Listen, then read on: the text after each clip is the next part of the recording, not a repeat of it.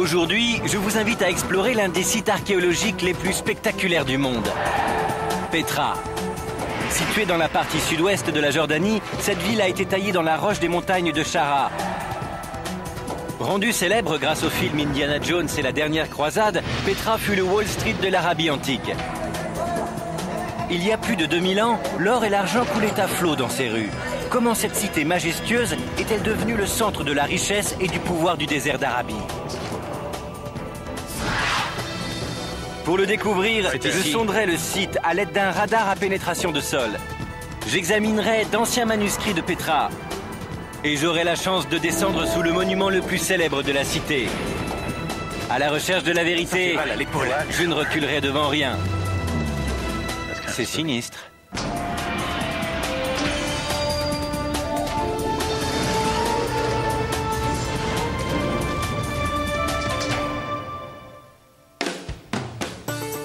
Il y a plusieurs milliers d'années, les déserts du Moyen-Orient servaient de voie de passage.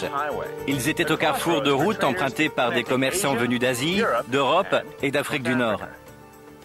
Je m'appelle Josh Bernstein et je suis de retour au royaume de Jordanie pour découvrir une ville qui était le point central du commerce et de la richesse dans cette région, la cité antique de Petra. En partant d'Amman, la capitale, il faut parcourir près de 200 km au sud pour atteindre Petra. Pour apprécier les paysages désertiques, rien de mieux que d'y aller à dos de chameau. Mais cela prend plusieurs jours, alors j'ai une meilleure idée pour faire ce périple.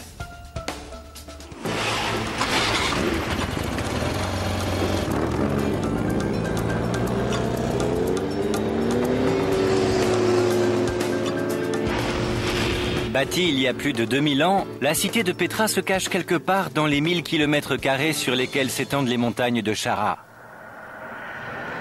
À cette époque, les caravanes acheminaient des biens précieux venus d'Extrême-Orient, d'Afrique et d'Europe, jusque dans la cité.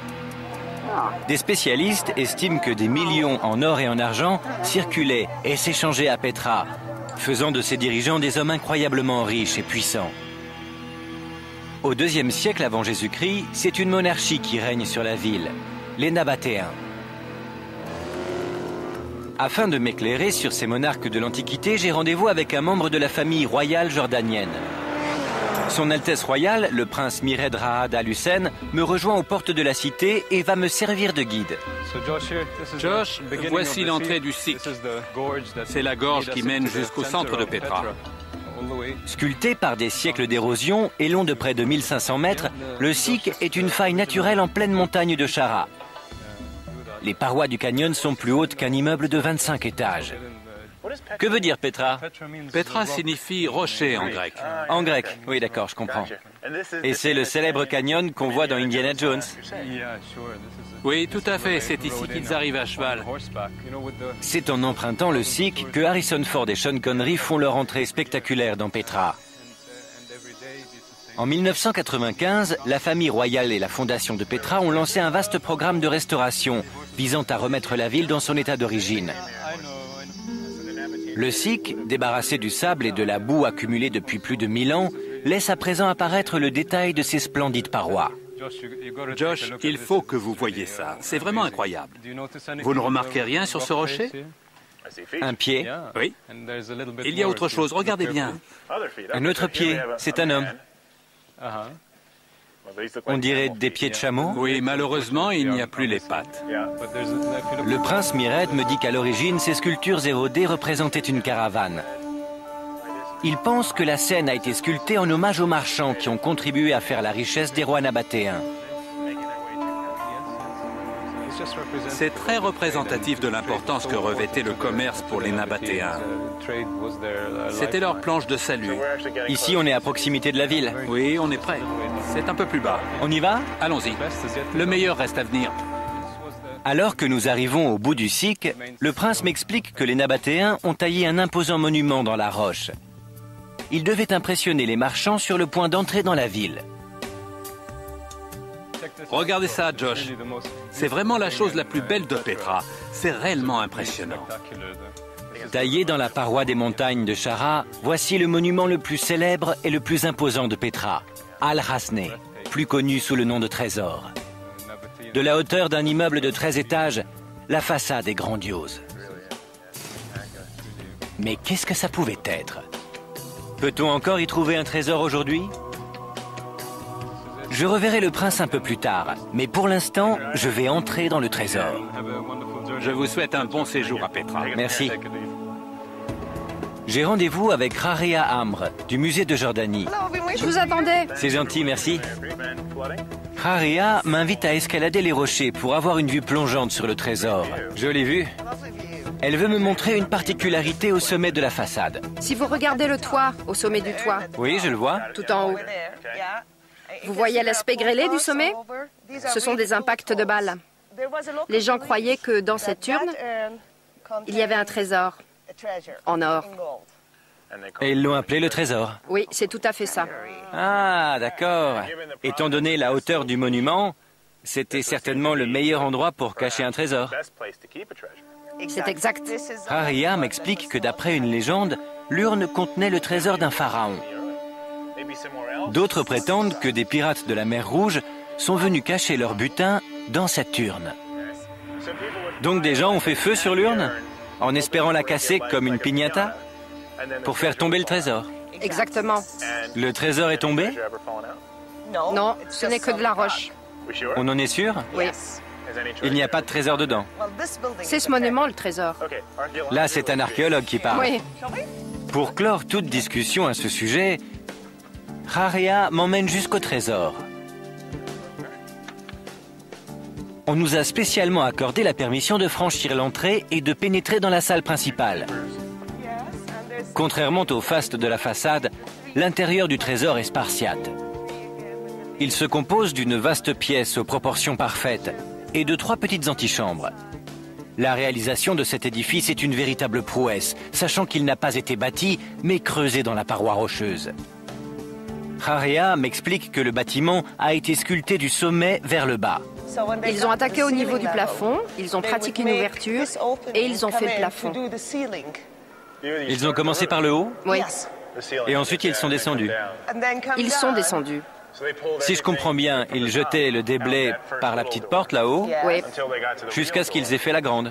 Et ensuite, arrivés au niveau de la porte d'entrée, ils avaient une nouvelle sortie. Selon les experts, près de 170 000 mètres cubes de roches ont été extraits pour creuser les pièces. Un travail titanesque pour les gens qui ont taillé cet incroyable édifice à l'aide de simples marteaux et de burins. Aujourd'hui, le trésor est vide. Aucune marque, aucune inscription n'indique quelle était sa fonction. Rarea me précise que les spécialistes ont longtemps cherché à quoi servait le trésor. D'ailleurs, le mystère ne concerne pas que ce bâtiment. La plupart des monuments célèbres de Petra ressemblent au trésor. Des façades magnifiquement décorées, mais vides à l'intérieur. À quoi ces salles pouvaient-elles bien servir? Aujourd'hui, Petra est inhabitée. Mais à son apogée, les archéologues pensent que plus de 30 000 Nabatéens vivaient à l'abri dans ce canyon. Leurs maisons étaient creusées dans une enfilade de ravins. Plus de 500 000 voyageurs étrangers plantaient leurs tentes aux abords des parois rocheuses de Petra. Comment les Nabatéens ont-ils pu attirer les caravanes de chameaux à Petra? Comment ont-ils pu attirer ces marchands en plein désert? Dans un instant, je partirai à la recherche du bien le plus précieux de Petra. Et j'examinerai une source dont certains prétendent qu'elle a été créée par Moïse. Je peux la boire?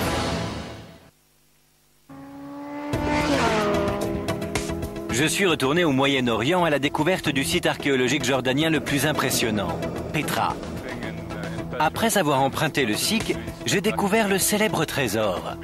La hauteur des parois, leur beauté naturelle et la complexité de cette immense ville nabatéenne m'ont beaucoup étonné. Les archéologues pensent que plus de 30 000 Nabatéens vivaient dans les canyons protecteurs des montagnes de Chara. À cette époque, 500 000 marchands du désert venaient planter leurs tentes aux abords de Petra. Comment une population aussi importante a-t-elle pu subsister en plein désert? Le paysage que vous voyez ici, à Petra, est classé désert aride. Il y tombe en moyenne à peu près 15 cm d'eau par an. Si cette région accueillait un demi-million de personnes, l'approvisionnement en eau devait être la priorité absolue. L'archéologue Saad Twaisi me fait descendre le long d'une faille dans la montagne pour me montrer le système de récupération des eaux de pluie mis au point par les Nabatéens et qui consistait à creuser des canaux reliés à la ville de Petra. Ces canaux agissaient comme des gouttières et apportaient l'eau jusqu'au pied de la montagne à travers des canyons. L'eau finissait sa course dans des réservoirs appelés citernes. Le rocher allait jusque-là? Oui, c'était la roche. Il l'a creusé comme ça, pour que l'eau aille dedans. Et forme des canaux. Oui. Des canaux comme celui-là, il y en a dans tous les canyons? Oui, partout. Ces canaux étaient enduits d'une fine couche de stuc qui les préservait de l'érosion et maintenait l'eau propre. Hélas, la plupart de ces gouttières sont tombées en désuétude par manque d'entretien. Voici une des citernes des Nabatéens. Nous décidons d'aller voir de plus près l'une des rares citernes encore alimentées en eau aujourd'hui. Bonjour! Malheureusement, les parois de roches gréseuses ont contaminé l'eau et l'ont rendue non potable. Vous dites que je peux descendre? Oui, vous pouvez. Afin de savoir combien de litres d'eau peut contenir cette citerne, je décide de descendre et de mesurer sa profondeur. J'y vais. Saad a apporté du matériel d'escalade pour que je puisse descendre dans la citerne. Comme il n'y a pas d'arbre ou de pylône auquel m'attacher, je dois faire un point d'ancrage dans le sol. D'abord, on va placer les piquets en formant un pentagone pour répartir de manière égale la tension sur le point d'ancrage. Après avoir mesuré la longueur de la corde, on plante les piquets dans le sol. Pas besoin d'arbre. Et je vérifie la résistance de mon installation.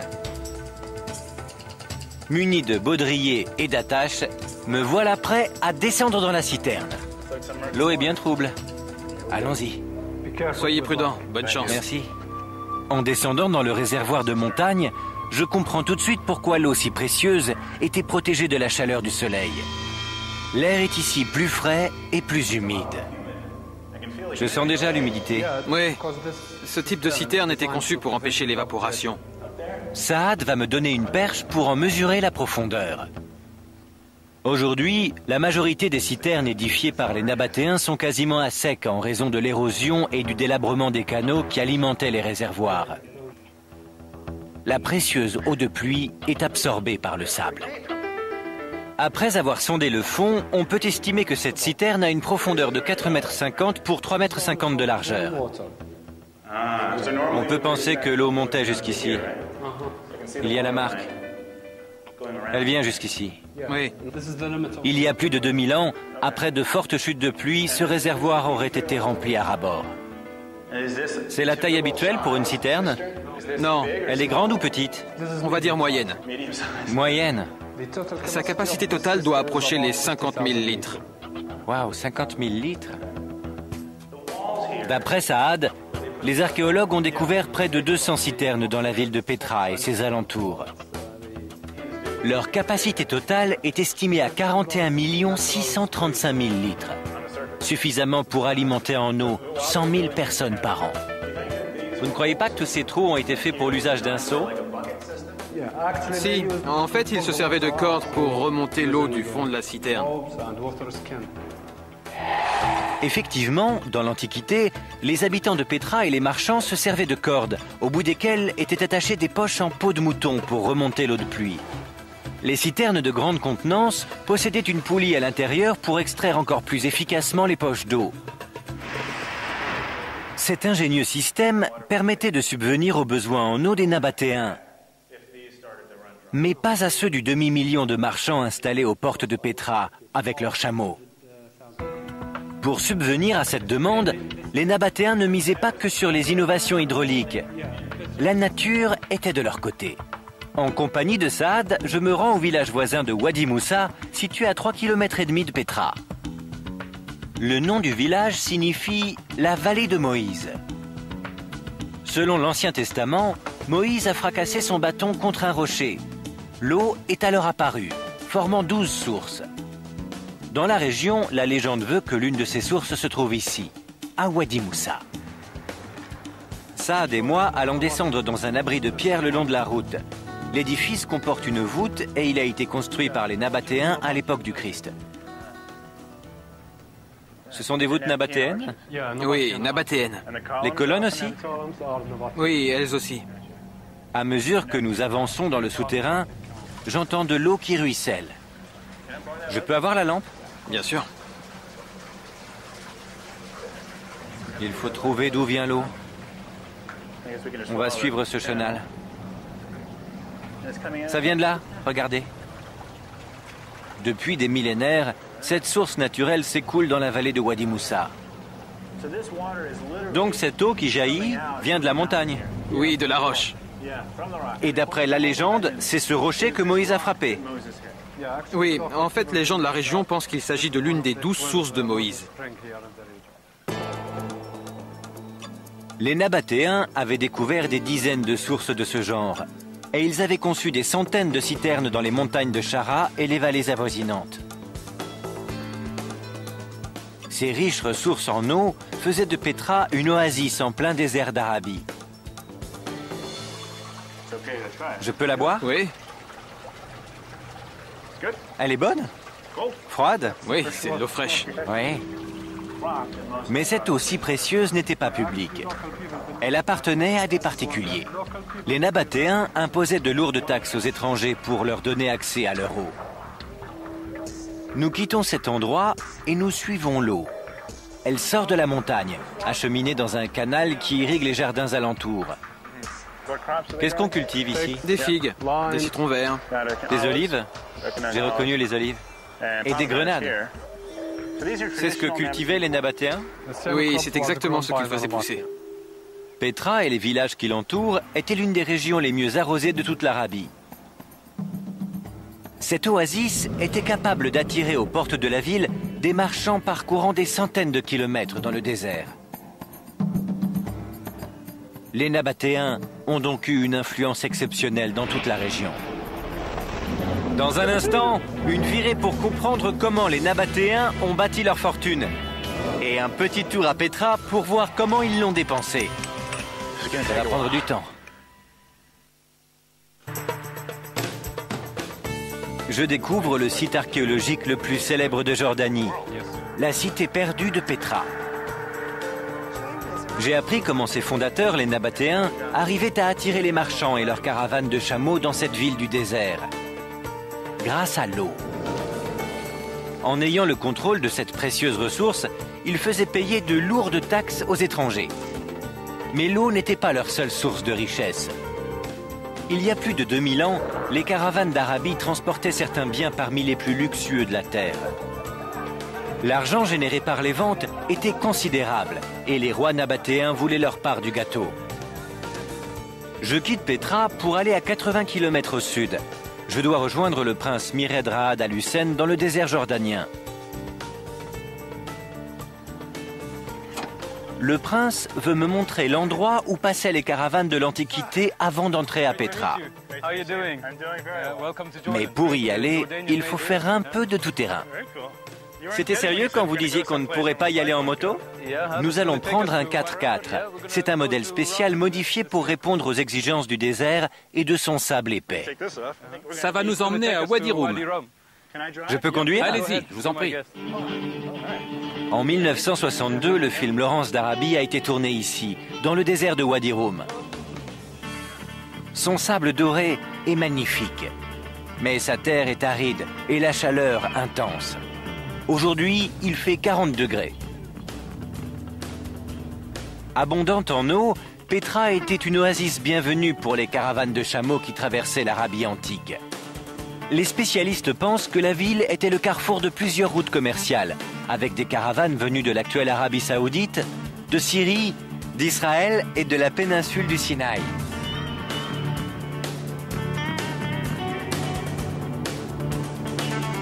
On voit bien d'ici. On dirait qu'ils viennent vers nous. Ça se passe encore comme dans l'Antiquité. Les choses n'ont pratiquement pas changé depuis des millénaires. C'est vrai, la route commerciale qui mène à Petra existe encore. Bon, évidemment, là, c'est une caravane actuelle. Oui. Mais admettons qu'on se trouve à l'époque des Nabatéens. Qu'est-ce qu'ils transporteraient? Principalement de l'encens et de la myrrhe. De l'encens. Oui, l'encens était un produit de luxe à cette époque. On trouverait aussi des épices. L'encens était un élément clé des rituels de l'Antiquité, utilisé dans presque toutes les cérémonies religieuses. Les Grecs et les Romains recherchaient ces épices qu'ils faisaient venir d'Asie et de la péninsule du Sinaï. À Pétra, le commerce d'épices était florissant. Les Nabatéens en ont tiré profit. En plus des taxes imposées aux étrangers pour l'eau, ils prenaient un pourcentage sur chaque vente. Dans ce genre de caravane, il y a une vingtaine de chameaux. Oui. Combien d'argent pouvaient gagner ces marchands avec une caravane de cette longueur? Je dirais qu'ils devaient faire entre 2300 et 3000 euros de bénéfices par chameau. Par chameau? Oui, en valeur actuelle. En valeur actuelle, ce qui ferait 46 000 euros pour cette caravane. À peu près. Les marchands gagnaient beaucoup d'argent, mais ils devaient aussi payer des taxes aux Nabatéens.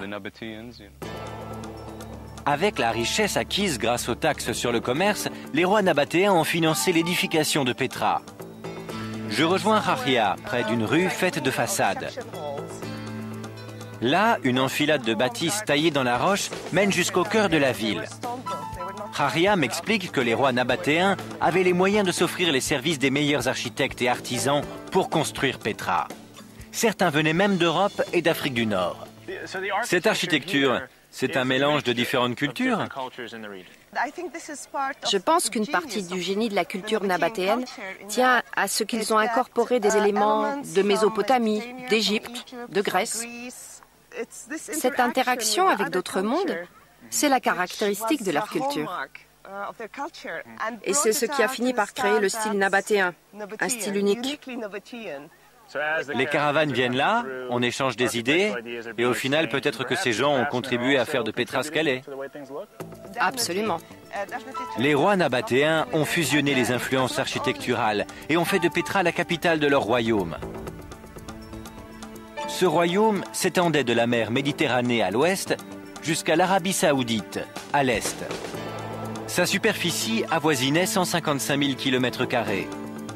Les archéologues pensent que les monuments architecturaux de Pétra ont été édifiés entre 100 avant Jésus-Christ et le 1er siècle. En moins de 200 ans, les Nabatéens ont taillé des centaines d'édifices dans les parois rocheuses.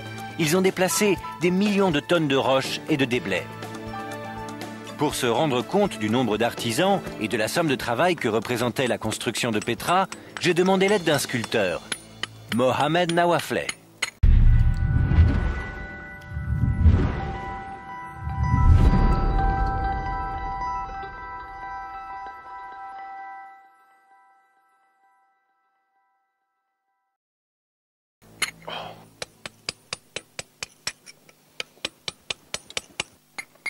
Comme ça? Tout autour? Je crois qu'en voyant Pétra, beaucoup de gens ont cette réaction. En tout cas, c'était la mienne. C'est fou. Ils n'ont pas construit cette ville, ils l'ont sculptée. Pour avoir une idée de ce que c'est, Mohamed me montre comment on sculpte. Voici l'urne qu'il a faite, et celle que je suis en train de faire. Je continue? On y va. Muni d'outils rudimentaires, je veux voir combien de temps il faut pour sculpter cette urne. Mais je m'aperçois que ce n'est pas aussi facile qu'il y paraît. Je vous regarde faire. Je vous observe.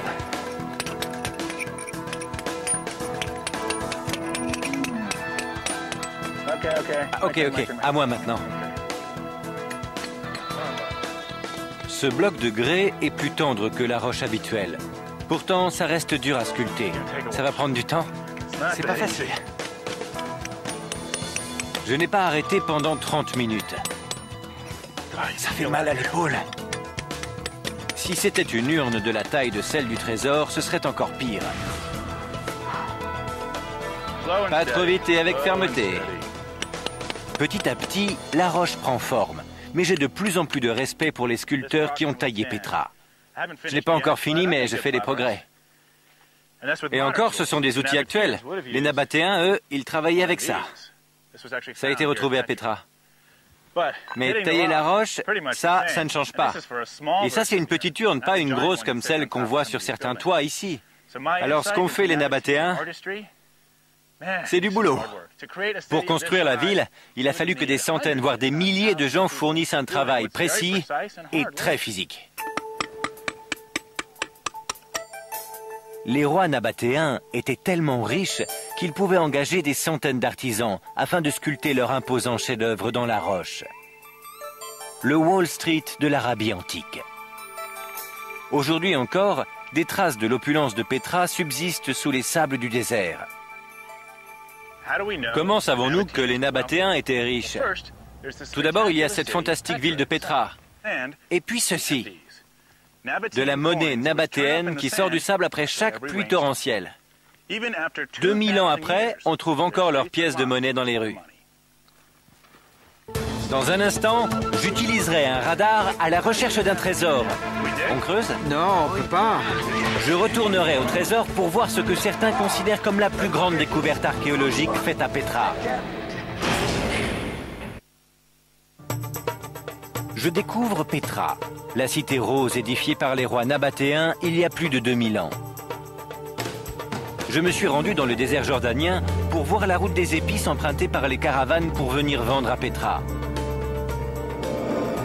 C'est grâce à ce commerce que les rois nabatéens sont devenus riches. J'ai aussi taillé la roche comme l'ont fait les sculpteurs de l'Antiquité avec les parois rocheuses de Pétra. La ville s'étend sur plus de 50 km² dans la montagne de Chara, une superficie imposante pour les travaux des archéologues. Alors par où commencer quand on veut chercher un trésor enfoui? D'après la plupart des archéologues, une petite partie de la ville seulement a été fouillée. Autrement dit, la majeure partie de la cité garde encore ses trésors. Mais grâce à cette émission et à la technologie moderne, vous allez pouvoir avec moi accéder à un site qui n'a pas encore été fouillé. Je rejoins Bilal Khissat de l'Université de Jordanie. Bilal est un spécialiste du radar à pénétration de sol.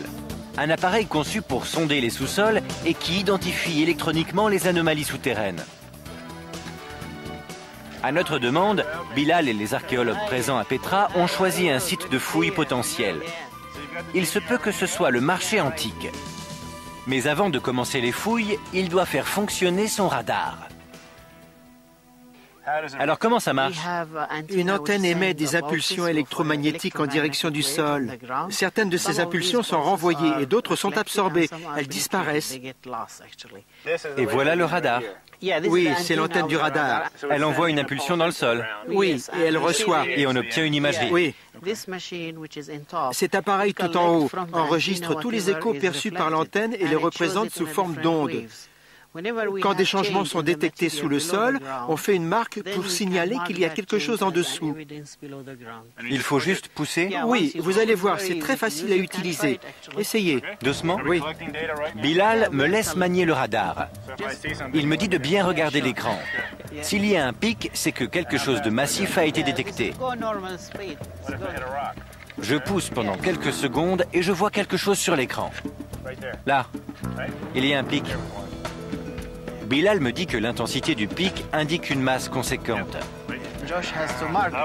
Nous marquons l'endroit électroniquement et physiquement à l'aide de drapeaux.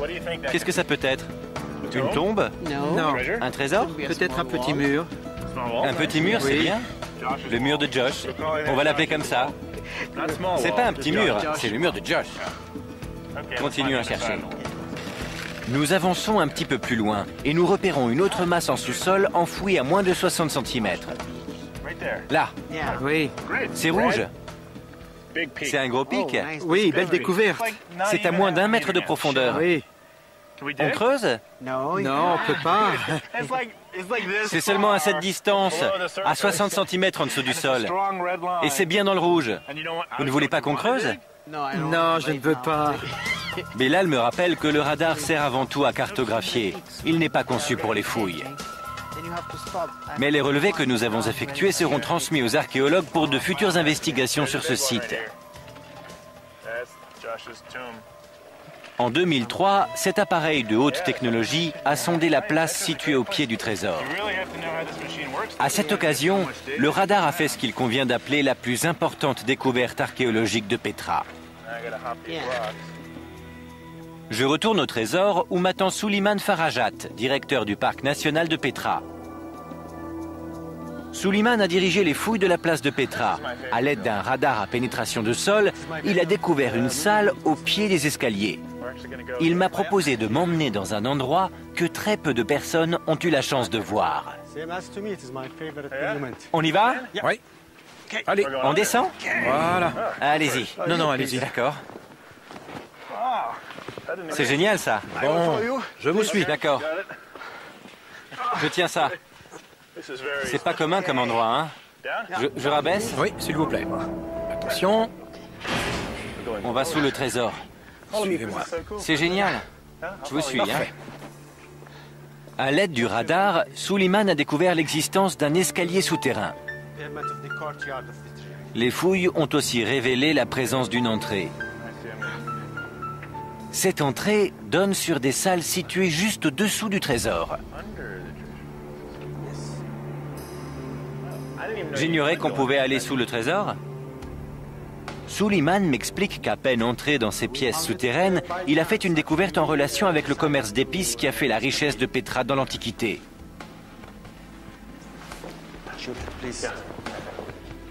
Je suis Souliman dans des passages caverneux. Il m'emmène voir une collection d'objets.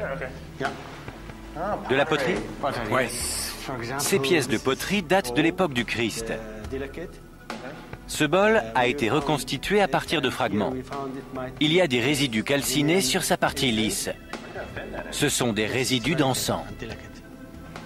Je peux le prendre? Prenez-le.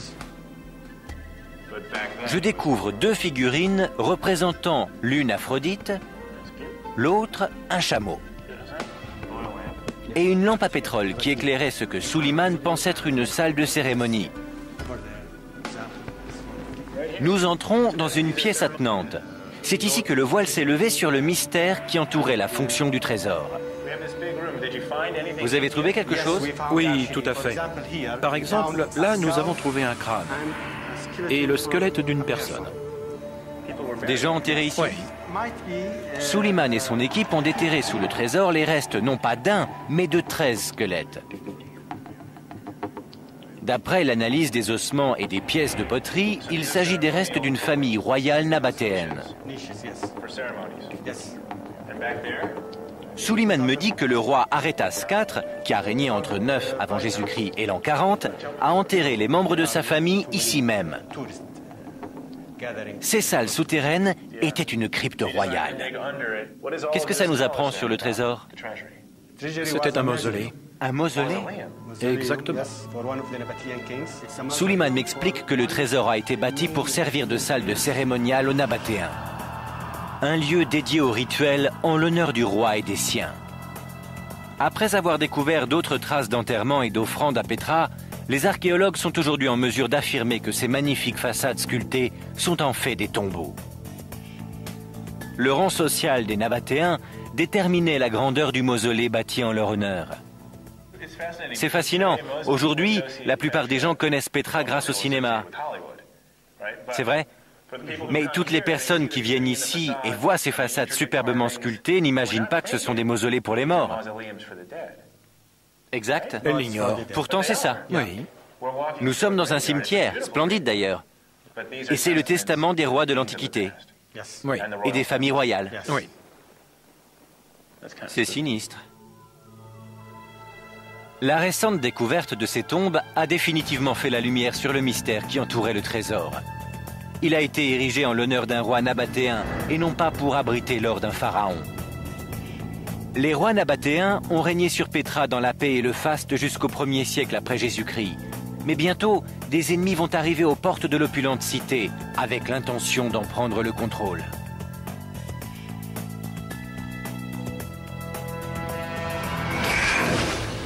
Dans un instant, je visiterai un palais construit par les conquérants de la ville. Et j'examinerai un manuscrit vieux de 1400 ans pour apprendre les causes de la chute de Petra. Je suis en Jordanie à la recherche des trésors cachés de Petra.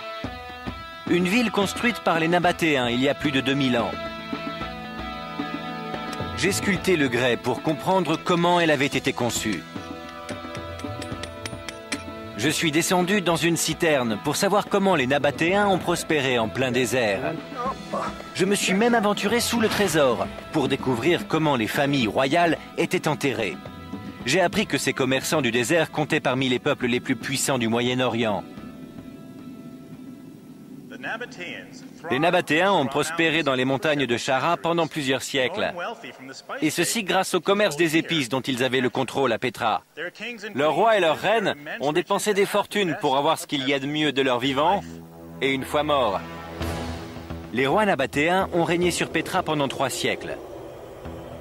Ils ont réussi à maintenir leur puissance jusqu'au 1er siècle après Jésus-Christ, notamment en soudoyant et en s'alliant avec leurs rivaux assyriens, égyptiens et plus tard romains. Au bout du compte, leur alliance avec les Romains allait leur coûter le contrôle de la cité. Pour en savoir plus, je rencontre Chris Tuttle, directeur adjoint au Centre américain de recherches orientales. Il m'explique que les empereurs romains convoitaient depuis longtemps la cité rose. Les Romains ont conquis le royaume nabatéen durant le 1er siècle. L'empereur Trajan a fait de Pétra une capitale de province romaine en 106. L'édifice qui témoigne de la domination romaine à Pétra est le Grand Temple, le plus grand édifice de plein pied du site. Chris m'emmène dans une partie du temple voir une série d'objets romains et nabatéens.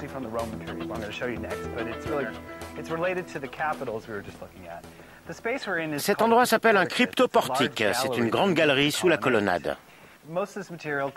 La plupart de ces pièces proviennent du temple. Chris me montre une série de corniches qui ornaient les colonnes du temple. Vous savez ce que c'est? Une pomme de pin? Exact. Ces symboles sculptés représentent la végétation de Rome et de Pétra. Il y a un cactus, des vignes, des pommes de pin. Des grenades? Oui, et des graines de pavot. Oui.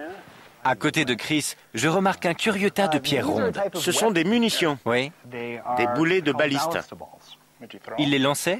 Oui, ils étaient lancés à partir d'une sorte de catapulte, une baliste. On pense qu'ils les stockaient en prévision d'un éventuel conflit. Les boulets de baliste ont été trouvés enterrés sous le temple. Ils ont été conçus par les Nabatéens au 1er siècle, à l'époque de la transition avec les Romains. Ces projectiles ont été fabriqués pour se défendre, mais ils n'ont jamais servi. Les preuves physiques de conflits à Pétra sont peu nombreuses et ambiguës. La majorité des archéologues pensent que les dirigeants nabatéens ont passé des accords de paix avec l'Empire romain. Ils ont ainsi préservé les civils et leurs routes commerciales. Qu'est-il arrivé aux Nabatéens? Eh bien, c'est surtout le gouvernement qui a changé. Les gens qui habitaient ici, les commerçants, les marchands, les fermiers, ils ont continué à vivre comme avant.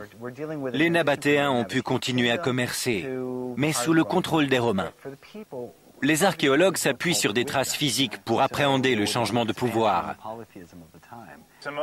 Les traces qu'on a sont surtout au niveau de l'architecture. C'est exact. Il y a autre chose à voir? Oui, je vais vous montrer ça. Derrière le grand temple se trouve une autre partie du complexe romain. Un amphithéâtre d'une capacité de 600 personnes. Est-ce qu'on sait à quoi il servait?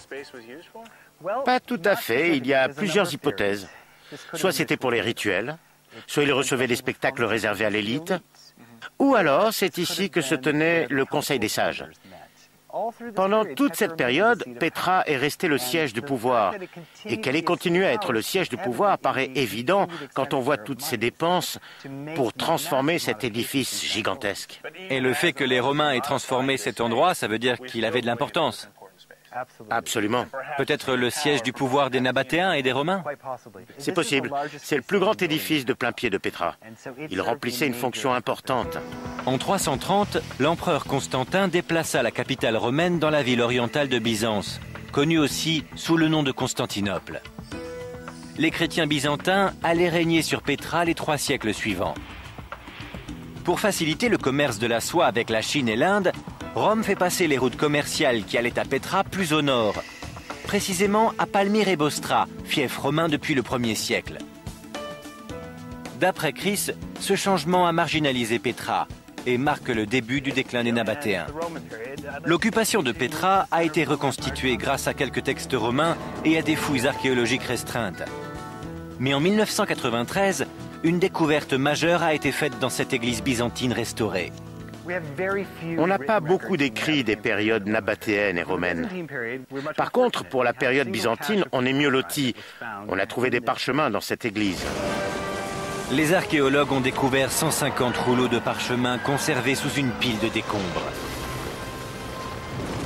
Les spécialistes supposent qu'un tremblement de terre a détruit l'église au début du 7e siècle. Je peux les voir? Oui, il faut aller à Amman. Allons-y. D'accord. Nous quittons Pétra pour nous rendre à Amman, la capitale jordanienne, située à 190 km. Chris m'emmène au siège du Centre américain de recherches orientales, l'ACOR. Les parchemins y sont conservés. Notre hôte me confie que ces vestiges de l'époque byzantine apportent des indications de premier ordre sur la vie des Nabatéens. Les parchemins que vous voyez sont tels qu'on les a retrouvés. On dirait du charbon? C'est exact, en fait, c'est grâce au charbon qu'on a encore ces parchemins. Ils ont été conservés parce qu'ils ont pris feu durant le tremblement de terre qui a détruit l'église. Immédiatement après le début de l'incendie, les étagères sur lesquelles ils étaient et le mur derrière se sont écroulés dessus. Ils se sont retrouvés sous les décombres. Il n'y avait donc plus d'oxygène. Alors ils se sont consumés et ont fini carbonisés. C'est ça qui les a sauvés. C'est drôle, le feu aurait dû les détruire et c'est ça qui les a conservés. Tout à fait. Chris me laisse examiner un des fragments carbonisés conservés dans cet état depuis près de 1400 ans. Ces rouleaux sont si fragiles qu'ils sont entreposés dans des conteneurs hermétiques et on les plonge dans l'obscurité pour éviter qu'ils ne se désagrègent. Certains de ces fragments sont encore totalement enroulés. D'autres, posés sur du papier de riz, sont déroulés et mis à plat. Il est très difficile de déchiffrer les écrits de ces parchemins carbonisés. Je distingue des signes. Je n'arrive pas à lire, c'est quelle langue? C'est du grec. Du grec? Du grec byzantin. Le grec était la principale langue écrite à Pétra pendant l'époque byzantine. À l'autre bout de la table, plusieurs fragments de parchemin ont été mis à plat, dans des tableaux, sous verre. Une fois qu'ils ont été restaurés, une fois qu'on a pu lire ce qui était écrit, qu'est-ce que ça racontait? Ces parchemins font tous partie des archives d'une même famille. Ils sont tous de la même famille? Oui, ça représente 7 générations. Le propriétaire de ces documents s'appelait Théodorus. Il était diacre, puis archidiacre de l'église de Pétra. Donc c'était une famille aisée? Oui, une famille très fortunée. La plupart de ces écrits sont des actes juridiques qui concernent le partage des biens, les impôts, des contrats, des héritages. Les archives calcinées font aussi état de mariages arrangés et de disputes familiales, le tout datant d'avant le VIe siècle. On voit clairement à travers ces écrits que certains habitants de Pétra sont restés très riches pendant la période byzantine. Chris me dit qu'avec la fortune qu'elle possédait, cette famille ferait aujourd'hui partie de la classe des nantis. Hélas, le tremblement de terre qui a conduit à la conservation de ces parchemins marque le début du déclin de Pétra. De nombreux spécialistes pensent que les Nabatéens n'ont pas survécu à la modification des routes commerciales et aux catastrophes naturelles. À la fin du 7e siècle, Pétra est abandonnée. On suppose que les Nabatéens ont rassemblé leur fortune et sont partis. Pour les archéologues, c'est un vrai trésor. Oui, un véritable trésor. Parce que ça nous renseigne sur un monde dont on n'aurait rien su sinon. Exactement. Est-ce qu'il peut y avoir encore d'autres trésors de ce genre à Pétra? Étant donné que seulement 2% de la ville ont été fouillés, oui, la probabilité est grande.